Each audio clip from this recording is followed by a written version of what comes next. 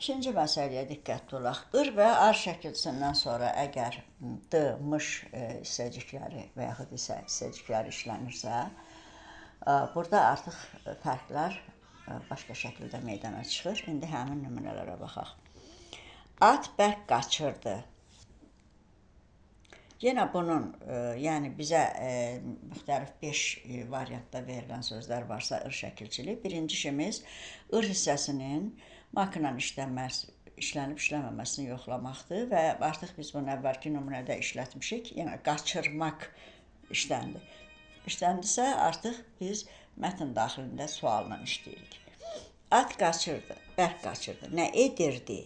Nə edirdi sualında ir iştirak elədi.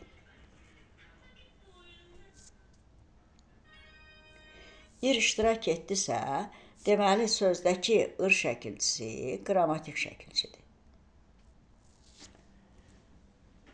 Qrammatik şəkilçi olmaq o deməkdir ki, artıq sözə birinci ilk qrammatik şəkilçisi ir zaman şəkilçisidir. Və zaman şəkilçisidirsə, deməli bu söz xəbər şəklindədir.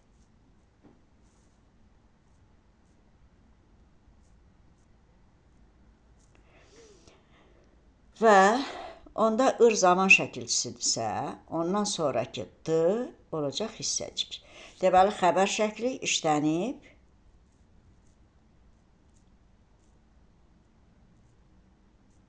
hissəciklə.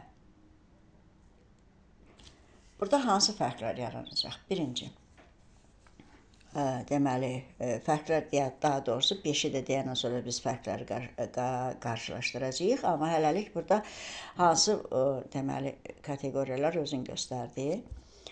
Sözün tərkibi kök 2 qrammatik şəkilçidən ibarət oldu. Deməli, söz sadədir. Başlanğıc forması qaç, sadə sözlərdə başlanğıc forma ilə kök eyni olur. Birinci şəkilçisi zaman şəkilçisidir. İkincisi hissəcikdir. Feil xəbər şəklindədir. Vurğu zaman şəkilçisinin üzərindədir. Yəni, sonda deyil. İkinci hecadadır. İkinci nümunəyə baxırıq. O atı qaçırdı. Nə etdi? Nə etdi sualında ir ifadə olunmayıb. Deməli, qaçırdı sözündəki ir leksik şəkilçidir. Və leksik şəkilçidirsə, deməli, onun birinci qrammatik şəkilçisi D-dır. Artıq bu sözdə hissəcik yoxdur və D zaman şəkilçisidir deyə, artıq feilin zamanı keçmiş zaman. Sözün kökü yenə qaç, tərkibi kök, leksik, qrammatik şəkilçidən ibarətdir. Başlanğıc forması qaçır.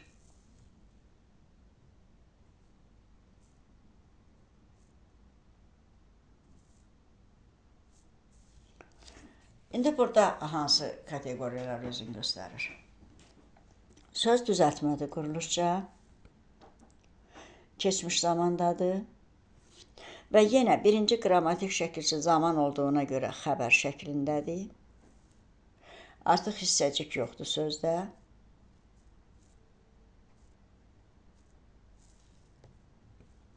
Sözün başlanğıc forması qaçır, qaçırmaq. Yəni, kök və başlanğıc forma fərqlidir. Vurğu isə sondadır.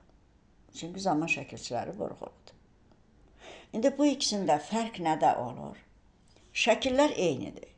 Bu da xəbər şəklindədir, bu da. Yəni, bayaq D olmayanda şəkil fərqli idi. Biri xəbər idi, biri əmr idi. İndi isə şəkildə fərq yoxdur. Hər ikisi xəbər şəklindədir. Yəni, test hökm verir ki, fərqli şəkillərdədir. Bura diqqətli olmaq lazımdır. Şəkil fərqli deyil, şəkil eynidir. Zaman fərqlidir. Birincidə indiki zamandır, ikincidə isə keçmiş zamandır. Şəkil isə eynidir, yəni fərqi yoxdur. 6 zaman şəkilsinin hansı biri feildə varsa, feil xəbər şəklində olacaq.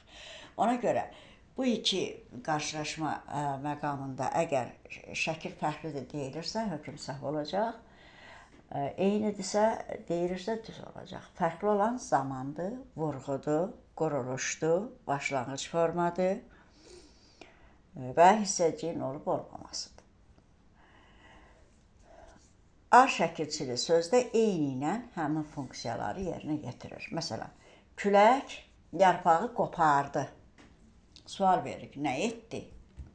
Ar şəkilçisi sualda yoxdur. Deməli, ar leksikdir. Ar leksik şəkilçidirsə, onda bunun birinci qrammatik şəkilçisi d-dır və keçmiş zamandadır. Şəkil isə yenə də olacaq xəbər şəkli. Külək əsəndə toz qopardı. Nə edərdi? Buradakı artıq qrammatik olduğuna görə feilin zamanını həmin birinci qrammatik şəkilçi müəyyən edəcək və feil olacaq indiki zamanda. D isə bu nümunədə olacaq hissəcik. Və şəkil isə yenə də eyni ilə hər ikisi xəbər şəkli kimi qalacaq, xəbər şəkli olaraq qalacaq. Zaman isə fərqlənəcək. İndiki testlərdə, yəni feil bölməsində olan testlərdə bu məsələ ilə əlaqəli müxtəlif tipdə suallar düşür, amma hamısının kökü gəlib ora çıxır ki, bu ır və ar şəkilçisini biz ilk növbədə mak-mək şəkilçisi ilə yoxlamalıyıq. Mak-mək şəkilçisi ilə işlənən feillərdə bu deməli qarşılaşmalar, bu fərqlənmələr ola bilər. Əgər mak-mək şəkilçisi ilə işlənməyəcəksə, o feildə heç vaxt fərqlilik meydana çıxmayacaq. O feil həmişə sadə olacaq, həmişə bir zamanda olacaq. Irdısa indiki zaman, ardısa qeyri-qəti gələcək zaman və deməli sözdə quruluşca həmişə sadə olacaq. Bu izah məncə bu qədər bəs edər və burada yenə dediyimiz kimi siz bunlar bəzən şəkilçinin özü ilə təqdim olunmur. Məsələn, deyir, hansı feili iki fərqli şəkildə başa düşmək olar. Siz orada mütləq şəkilçilərə baxmalısınız. Hansı sözdə ır, əgər sözlərin hamısında ır şəkilçisi varsa və yaxud ar varsa, artıq orada deməli mak şəkilçisinin bərpa eləməklə hansı feilin bu şərti ödəyəcəyini asanlıqla müəyyən eləmək olar. Burada bir şeydə diqqət olaq, biz feildə ır-ar şəkilçisi dedik. Feil olmayan hissəsində yox. Məsələn, ır-ar isim də düzəldən şəkilçi ola bilir. Ir şəkilçisi, məsələn, gəlir, qazanc mənasında. O artıq nə sualına cavab verəcək? Feil deyil. Ona görə orada artıq zaman da ola bilməz. Sonra ar şəkilçisi, məsələn, açar. Nə? Açar, isim düzəltdi. Buna aid deyil. Ona görə diqqətli olmaq lazımdır ki, bu araşdırmalar feildə gedir, başqa nitq hissələrində yox.